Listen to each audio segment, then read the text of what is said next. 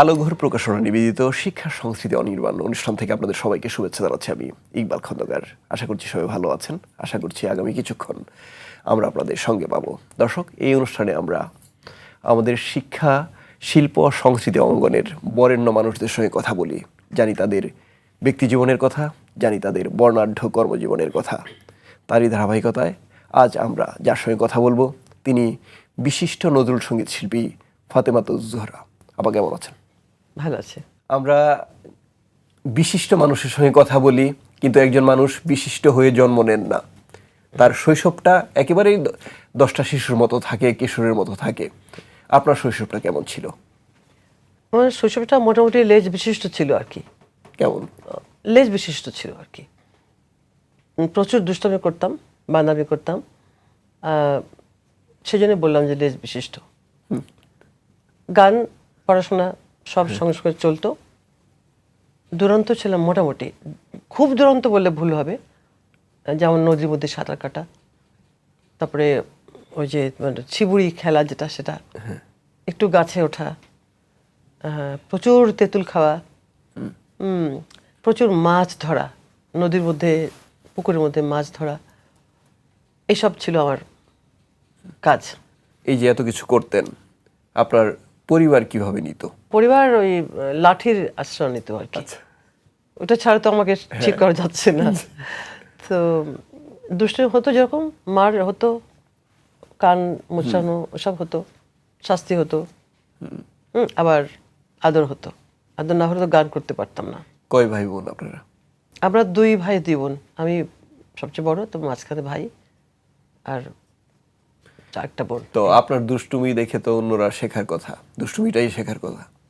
এটাকে দুষ্টুমি বলবো? দুষ্টুমি বলা যায় না এটাকে। আমি এরকম ছিলাম, আমি মনে করি যে গানের সুরের যে একটা অবারিত ইমাজিনেশন থাকে, ঠিক দুষ্টুমিটাও কিন্তু সেরকমই, গানের সুরের মতো আর কি। যদি ওটা দুষ্টুমি না করতাম, তাহলে গানের সুরের মধ্যে আমি আশ্রয় পেতাম না, আমার বিশ্বাস হয় এখন তাই আর কি। কিন্তু ওই সময়টা থেকেই তো আপনার শিল্পী হয়ে ওঠার কথা বা চর্চাটা শুরু হওয়ার কথা। কিভাবে শুরু হয়েছিল? যেমন আমি ছোটবেলায় খুব যেমন দুষ্ট ছিলাম, গান করতাম অনেক ঘন্টা ঘরে গান করতাম। মানে আমার স্বভাবের সঙ্গে গান করার যে নেশাটা এতক্ষণ ধরে মেলে না, উল্টো না। তারপরে আমার মনে হয় তখন বুঝিনি, একটু বড় হয়ে বুঝলাম যে হয়তো আমি গানের মধ্যে, সুরের মধ্যে আমি একটা আমার পৃথিবী পেতাম, আমার আশ্রয় পেতাম, মনে হয় এটা আর কি। কিন্তু আপনার বাবা ডাক্তার ছিলেন, তো তিনি তো আপনাকে ডাক্তার বানানোর চেষ্টা করারই না, কথা। আব্বাকে আমি বলি যে প্রচন্ড বিচক্ষণ বলবো আমি আব্বাকে সবসময়। আমি তুমি যে কথাটা বললে, এটাই আমি সবাইকে বলি যে আব্বা কি এত সহজে এত দূর দেখতে পারতেন? কিভাবে সম্ভব এটা? আমার বোনের মেয়েকে আব্বার হাতে কিছু ওই ইনস্ট্রুমেন্টস রাখার জন্য একটা জায়গা ছিল, খুব থাকে না কিছু এক্সক্লুসিভ ইনস্ট্রুমেন্টস রাখার জন্য একটা জায়গা ছিল আবার কাছে। তো আমার বোনের মেয়ে যখন ক্লাস 2-তে পড়ে, তখন ওটা বোনের মেয়েকে আব্বার দিল একদিন, দিয়ে বললো যে নানু, তুমি যখন তুমি ডাক্তার হয়ে যাবে তখন তুমি এটা এটা আমারটা ব্যবহার করো তুমি। হ্যাঁ, ও তো ডাক্তার হয়েছে, আমার বোনের মেয়ে, এটা কীভাবে সম্ভব হলো? তো আমার বেলায় আব্বা বলতেন যে তুই চর্চা না হলে মার। আর নজরুলের গানের ব্যাপারটা আব্বাই কিন্তু মানে সিলেক্ট করেছেন। তখন আমি ক্লাস 5 কি 6-এ পড়ি। তুই নজরুলের গান ছাড়া অন্য কোনো গান করবি না। তাহলে যে খুব আহ্লাদি করতাম, না কেন করবো না, আমি রবীন্দ্রসঙ্গীত করবো, কারণ আব্বা রবীন্দ্রসঙ্গীত করতেন। আমি যে না, আমি তো আপনার মতো রবীন্দ্রসঙ্গীত করবো না, তুমি নজরুলের গান করবা। আপনি কেন বলেন, কেন কেন কেন? তখন বলছি যে শোনো, তোমার গলার মধ্যে না নজরুলের গানের জন্য একটা ব্যাপার আছে, নজরুলের গানের যা দরকার তোমার গলার মধ্যে সেটা আছে আর কি। তখন তো আমি বুঝি না বলে আমার এতক্ষণ বোঝায় পড়েনি, যে সেই জন্য তুমি তোমার ভয়েসটাকে ইউটিলাইজ করো, তোমার গানটাকে ইউটিলাইজ করে নজরুলের গানের জন্য। একজন শিল্পী শুরু করেন তার জীবনটা রবীন্দ্রনাথের গান দিয়ে, নজরুলের গান দিয়ে, কিন্তু একটা সময় গিয়ে হয়তো অন্যদিকে চলে যান। কিন্তু আপনি যে এই জায়গাটাই আছেন, অর্থাৎ নজরুলের গান নিয়ে আছেন বা চর্চায় আছেন, পরিবেশনে আছেন, সেটা কি বাবার দেখানো পথের কারণে, নাকি নিজের ইচ্ছেটা একবারে পাকাপোক্ত হয়ে গেল একটা পর্যায়ে? যখন আব্বা বলেছিলেন, মুস্তাজি বলেছিলেন, আব্বা বলেছিলেন, তখন তো আমি বুঝি না, আমি সেজন্য বললাম কথাটা ছোট। বড় হয়ে তো আমি আমার স্বাচ্ছন্দ্য বুঝতে পারছি আমি কোন জায়গায় স্বচ্ছন্দ। আর কিন্তু চলছে আমার তো ক্লাসিক্যাল দিয়ে, ওটাই তো চলছে আসলে। কিন্তু রবীন্দ্রসঙ্গীত যেহেতু আব্বা করতেন, যার জন্য আমার নেশা যে আমিও আব্বার মতো এরকম করবো। এই একটা গানের কথা হয়তো আব্বা কোনো গান করছে, আমি তো শুনলাম, শুনে বললাম যে এই গানটা আমাকে শিখতে হবে। আব্বা গাচ্ছে, কিন্তু কথাগুলো কি বলছে, এপারে মুখর হলো কেকা ওই, ওপারে ইয়ে নীরব কেন কুহু হায়, এইটা আমাকে বিদ্ধ করছে সারাদিন। ওপারে মুখর হলো কেকা ওই, ওপারে নীরব কেন কুহু হায়, এটার অর্থটা তো বুঝি নাই। ওটা আমাকে প্রত্যেকটা মুহূর্তে হন্ট করছে। প্রমোদে ঢালিয়া দিনে মন তবু প্রাণ কেন কাঁদে রে। তারপরে সঞ্চারিতে বলছে বিনা তবে রেখে দে গান আর গা শুনে, কেমন যাবে এই বেদনা। এবার আমার ধরলো বিনা তবে রেখে দে গান আর গা শুনে, কাকে বলছে এটা, কে বলছে, কেন বলছে, এটা কি অর্থ? আচ্ছা, অতটুকু বয়সে ক্লাস 3-4 পড়ি আমি, তখন কি আমার এটা ভাবার সময় যে প্রমোদে ঢালিয়া দিনে মন, প্রমোদ মানে কি, ঢালিয়া দিনে মন বুঝলাম, তবু প্রাণ কেন, কেন প্রাণ কাঁদছে বুঝি না। কিন্তু এই শব্দ অক্ষরগুলো আমাকে প্রত্যেকটা মুহূর্তে আমার ঘুমের মধ্যে বিনা তবে রেখে দে, কাকে বললো বিনা তবে, কেন বললো?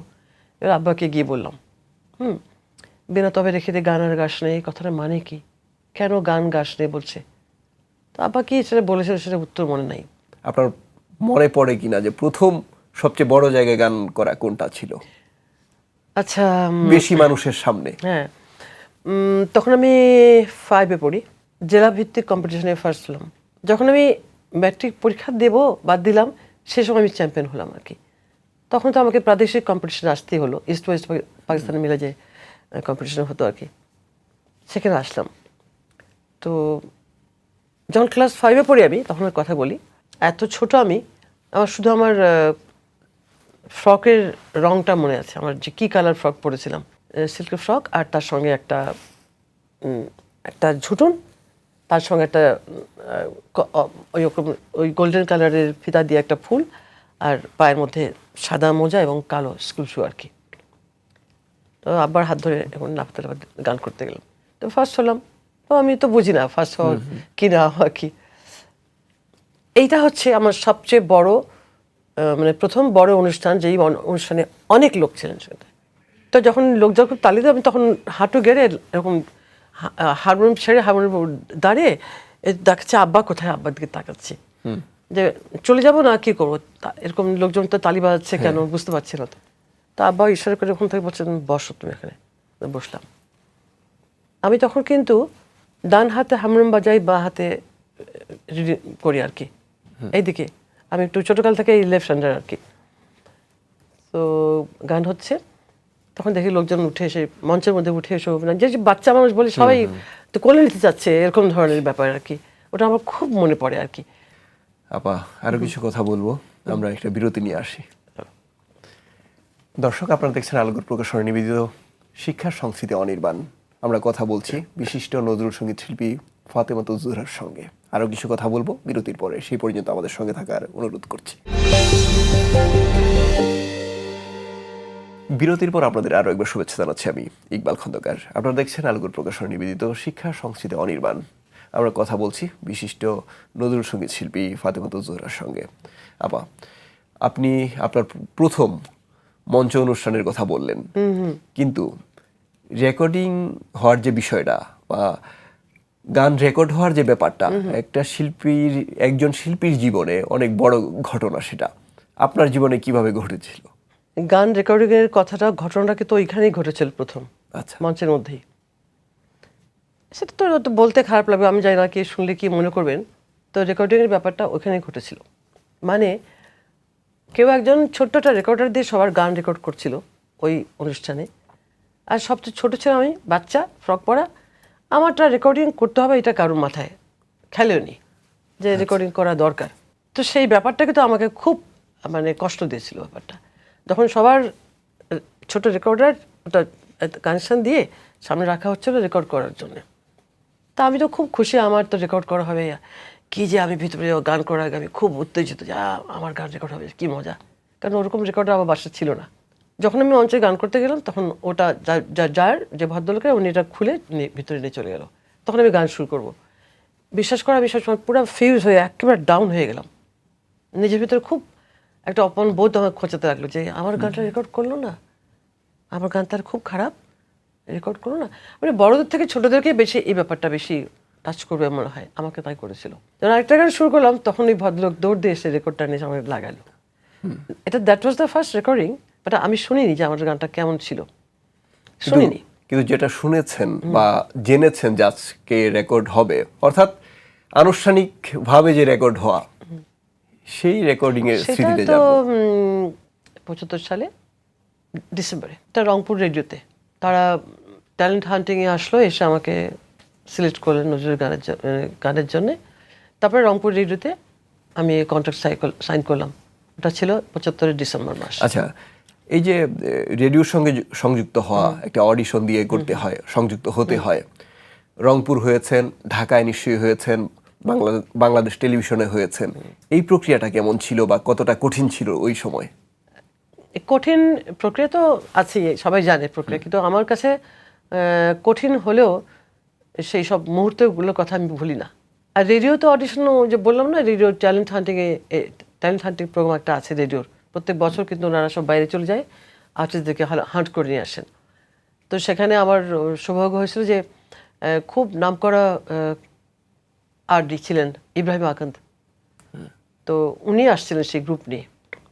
আমার গান শুনে পরে আমাকে সিলেক্ট করেছেন। ওটাই রেডিওতে গিয়ে আমি অডিশন দিতে হয়নি, আর টেলিভিশনে অডিশন দিয়েছি। সেটা অনেক কঠিন ছিল, ভয় ছিল, প্রচণ্ড ভয় ছিল। আমার তখন, তার আগে বিয়ে হয়েছে আমার, 1 বছরও, বাচ্চা পেটে ছিল। তো একটা মেয়ে বাচ্চা পেটে নিয়েও যে অডিশন দেবে এইভাবে, এটা তো কেউ অত ভাবেও না যে বাচ্চা পেটে নিয়ে একটা মেয়ে অডিশন দিচ্ছে। এটা তো কেমন দেখতে কষ্ট লাগে, খারাপ লাগে। আমি করেছিলাম কিন্তু সেটা। আর ক্যামেরার সামনে যাওয়া প্রথম, হয়তো সেই রেকর্ডিং হওয়ার মতো অজান্তে অনেক কিছু হয়েছে, কিন্তু টেলিভিশনের বিষয়টা তো জানতে, মানে জেনে শুনে দাঁড়ানো, সেই প্রথম দাঁড়ানোটা। ওইটাই ছিল অডিশন, এবং তার জন্যই প্রোগ্রাম করলাম যেটা, এটা নবকল্লোল। প্রডিউসার ছিলেন আমাদের নওয়াজেদ সাদি খান। কত সালে আনুমানিক? 77। আচ্ছা, তো সেখানে কি মন্তব্য ছিল, অথবা তাৎক্ষণিকভাবে কিছু জানতে পেরেছিলেন কিনা যে আপনার গান শুনে তারা কি তার ভাবছেন? জন্য ভিতরে তো কেউ বলেনি, কিন্তু বাইরে মানুষরা অনেক কথা বলেছেন আমাকে নিয়ে। তখন তো একটা চ্যানেল ছিল, মানুষ দেখতো, হয়তো গানটা ভালো লেগেছিল। তো তার মধ্যে আমার একটা খুব স্মরণীয় ঘটনা, যে আমার খালা আঞ্জুমান আরা বেগম, তখন তো উনি এরকম খুব একেবারে ফেমাস মানুষ। তো খালা জানতেন আমি অডিশন দিচ্ছি, আমি রেকর্ডিং করতে যাচ্ছি প্রথম অডিশনের পরে। তো উনি জানতেন। তো যখন আর কি ওটা অন এয়ার হলো, প্রোগ্রামটা অন এয়ার হওয়ার পরে খালা ফোন করলেন। প্রথম কলটা ছিল খালার। ফোন করে আমাকে বলছে যে টগর, আমার মার আপন চাচাতো বোন উনি আর কি। তো আমাকে আমার নাম তো টগর বলে বলছে যে মাশাআল্লাহ। এই কথাটা আমি এখনো কান থেকে ভুলতে পারি না, যে এই ফোনে একটা মানুষ একটা শব্দের মধ্যে দিয়ে মানুষ কিভাবে মানুষকে এনকারেজ করতে পারে। আপনার হাজবেন্ড, তার তো একটা মতামত আছে, আপনি যে ধারার গান নির্বাচন করেছেন, তিনি সেটা কতটা পছন্দ করতেন বা কতটা সহযোগিতা করতেন এই বিষয়ে? ও তো ওই একই ধারের মানুষ ছিল। কারণ আমার হাজবেন্ডের কথা বলি যে ছায়ানটের সেকেন্ড ব্যাচ থেকে তারা ছাত্র ছিল সেখানে। ছায়ানটের সঞ্জিদা আপার খুব কাছের ছাত্র, মানে ওয়াহিদুল ভাইয়ের খুব কাছের ছাত্র ছিল। সে গান শিখতো, আমার ননদ গান শিখতো, আমার দেবর গান শিখতো, সবাই ছায়ানটের ছাত্র ছিল সেই সময়। তো গানের ব্যাপারটা ওর সেই অনেক কত আগে থেকে, এটাও 65 থেকে ও হচ্ছে গানের মানুষ ছিল। তারপর আমাকে বিয়ে করার কারণও ওই গান। তাহলে বুঝতে পারছো যে আমাকে বিয়ে করার পরে গানের জন্য সে আমাকে কতখানি উৎসাহিত করতে পারে। তো আপা, আপনার 7টা বই যে আছে, 7টা বই নিয়ে নিশ্চয়ই 7 রকমের গল্প আছে। এই গল্পটা আমরা বিরতির পরে শুনবো। আচ্ছা, দর্শক, আমরা কথা বলছি বিশিষ্ট নজরুল সঙ্গীত শিল্পী ফাতেমাতুজ জোহরার সঙ্গে। তিনি কথা বলছিলেন তার শিল্পী জীবন সম্পর্কে।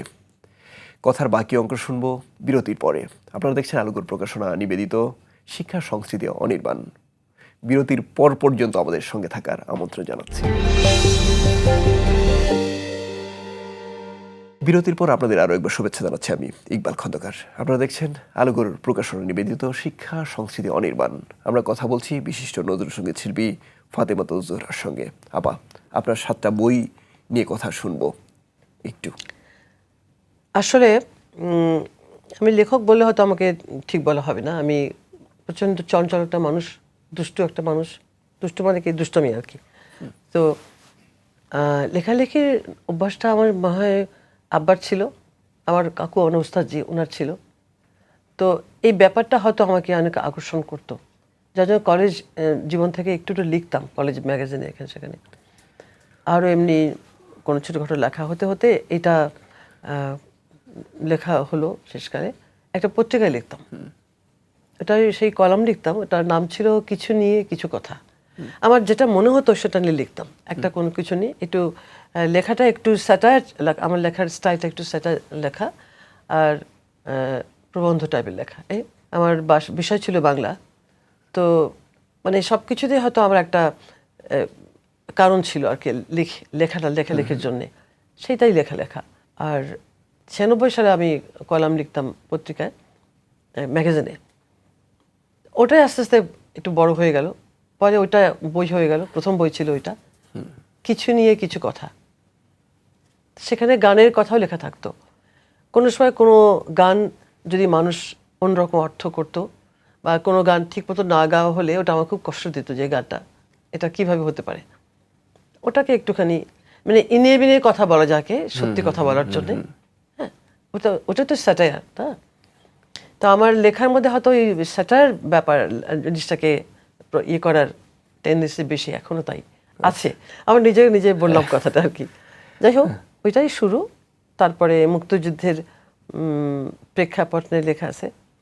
আমার মনে হচ্ছে যে রাজনৈতিক কারণগুলোকে আমরা শুধু হাইলাইট করতে থাকি, কিন্তু তার থেকে যে সামাজিক অনেক রকম আমাদের কষ্ট দিয়েছে লিবারেশনের যুদ্ধের সময়টা, অনেক ঘটনা আছে। কিন্তু আমার মনে হচ্ছে যে ওই ঘটনাগুলো একটুখানি বলবো আমি।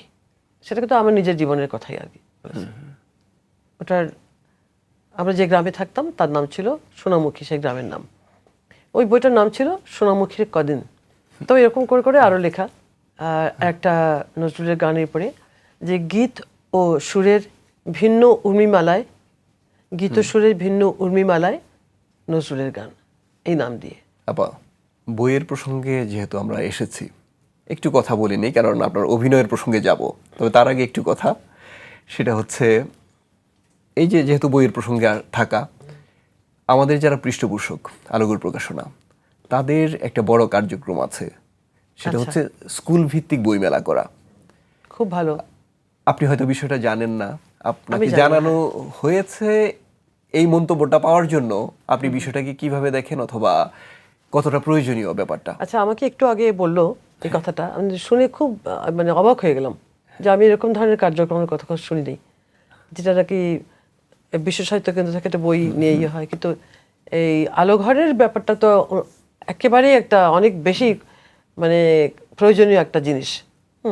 আলোঘর সেটা করছে, বিভিন্ন জায়গায় মেলা করা এবং নতুন জেনারেশনের মধ্যে বই পড়ার টেন্ডেন্সি জাগিয়ে তোলা। তারপরে বই পড়ার যে একটা আগ্রহ, তো বই দোকানে গিয়ে বই নেড়ে নেড়ে, ভাই কত দাম, কি বলে, অত নিলাম কি নিলাম না, তা না, বই কিনতে হবে, বই পড়তে হবে। শুধু হালকা রসের উপন্যাসিক ওই উপন্যাস ধরনের বই কিংবা নভেল ধরনের বই এসব না পড়ে বই দরকার। কিন্তু আপা, আমি যখন অভিনয়ের কথা বলছিলাম, আপনি সম্ভবত একটু মাথা নাড়ছিলেন কিনা, না আমি ভুল দেখলাম যে এই বিষয়টা নিয়ে সম্ভবত কথা বলতে চান না, কিন্তু আমরা তো এটা বলবো, কারণ আপনি সেই কবে বিটিভি নাটকে অভিনয় করেছেন, চলচ্চিত্রেও দেখেছি আমরা আপনাকে। তো দেখেছো নাকি? হ্যাঁ, সম্প্রতি। আমার আমার আমার সবই ধরতে পারতে আমার এক ধরনের খেলা। আমি দেখি ওটা আমি পারি কি পারি না করতে, বা ওখানে কাঠিন্য কতটুকু, বা কঠিন বিষয়টা কতখানি আছে, আমাকে দিয়ে সম্ভব কিনা, এই ধর করতে গেলাম। তারপর কেমন মনে হলো? মানে আমি কিছুর জন্য উপযুক্ত না, শুধু গানের জন্যে। তাও ভালো গান করতে পারিনি আজ পর্যন্ত। ভালো গানের জন্য যুদ্ধ করতে হয়, কিন্তু আমি যুদ্ধ করেও টিকতে পারিনি। ভালো গান আমাকে দিয়ে হলো না। ভালো গান বলতে তুমি কি বুঝাবে বলো? আমি যেভাবে স্বপ্ন দেখি গানের জন্যে, সেটা আমি করতে পারিনি। না, একটা অতৃপ্তি তো থাকবেই। কোনো শিল্পী যদিও এটা তৃপ্ত অর্থিত হয়ে না, যান, এটার তার থেকে অনেক বেশি। সে প্রসঙ্গ থাক, ওটা একটা ইনফিনিটি থাকবে ওই উত্তরের মধ্যে। সেটা আমি বলতে চাচ্ছি না। আমি বলছি যে কিছু করতে গিয়ে দেখলাম যে হচ্ছে না, কিছু হয় না, কঠিন কোনো জিনিস করা আচ্ছা, কঠিন। একজন শিল্পী একটা সময় পর্যন্ত হয়তো গান গাইতে পারেন, সেটা বয়সের কারণে হোক, নানা কারণে হয়তো তিনি একটা সময় গিয়ে একটু গান কম করেন, কিন্তু লেখার যে বিষয়টা, একজন শিল্পী যতক্ষণ বা একজন লেখক যতক্ষণ কলম চালাতে পারেন, লিখতে পারেন। আপনার যেহেতু লেখার অভ্যাসটা আছে, নিশ্চয়ই প্রচুর লিখছেন। কি ধরনের লেখা লিখছেন বা লিখবেন বলে পরিকল্পনা করছেন? না, আমি একটু গবেষণা ধর্মী লেখা পছন্দ করি, একটু প্রবন্ধ টাইপের লেখা পছন্দ করি। এখন একটা লেখা চলছে আমার, নজরুলের একটা বিষয় নিয়ে লিখছি, তো হয়তো এরপরে প্রকাশনা হবে আর কি, তাই ইনশাআল্লাহ। কিন্তু এই সময়ে একবার যদি বর্তমানে চলে আসি, আপনার কাছে অনেকেই আসেন যে নজরুল সঙ্গীতের শিল্পী হতে চান তারা, বা আপনার কাছ থেকে পরামর্শ নিতে আসেন, আপনি তাদের কি বলেন অথবা তাদের মধ্যে কি ধরনের সম্ভাবনা দেখেন? না, সম্ভাবনা তো অনেক আছে, এখন তো আর সম্ভাবনার শেষ নাই, কিন্তু সঙ্গে সঙ্গে চেষ্টা থাকতে হবে, ক্রমাগত কাজটা করতে হবে। আর এটা সাকসেস কিন্তু হাতের মধ্যে নাই, সাকসেস কিন্তু জনগণের সঙ্গে যুক্ত আছে। তার যে কোয়ালিটি, সেই কোয়ালিটির সঙ্গে যুক্ত আছে অনেক কিছুর সঙ্গে। এমনি সাকসেস তো জোর করে কেউ আনতে পারে না। তাকে আমি মনে করি তাকে এই কাজটা করতে হবে, সে লেখার বলো চাই গান বলো। এই একটা শিল্প তো একটা ওটা বলে না যে গানের ব্যাপার যেন বলে যে হাওয়ার তুলিতে একটা শূন্য ক্যানভাসে স্কেচিং করা। হাওয়ার তুলি মানে নিঃশ্বাস, হাওয়ার তুলিতে একটা স্কেচিং করা। জোর করে তুমি এটাকে হাতুড়ি দিয়ে, ইন্ডাস্ট্রিয়াল না তো এটা। সেই জন্যই যখন কেউ মিউজিক্যাল ইন্ডাস্ট্রি বলে, মিউজিক ইন্ডাস্ট্রি শুনলে আমার সঙ্গে আমি লাভ দিয়ে উঠি। মিউজিক ইন্ডাস্ট্রি কি জিনিস? এটা তো হাতুড়ি বাটাল দিয়ে পিটাপিটি করা যায় না। আপা, আপনার কর্মজীবন এত বিশাল, এই অল্প সময় আসলে শেষ করা যাবে না কথা সত্যি বলে, সত্যি খাপছাড়া কিন্তু লাগে। শেষ করতে হবে।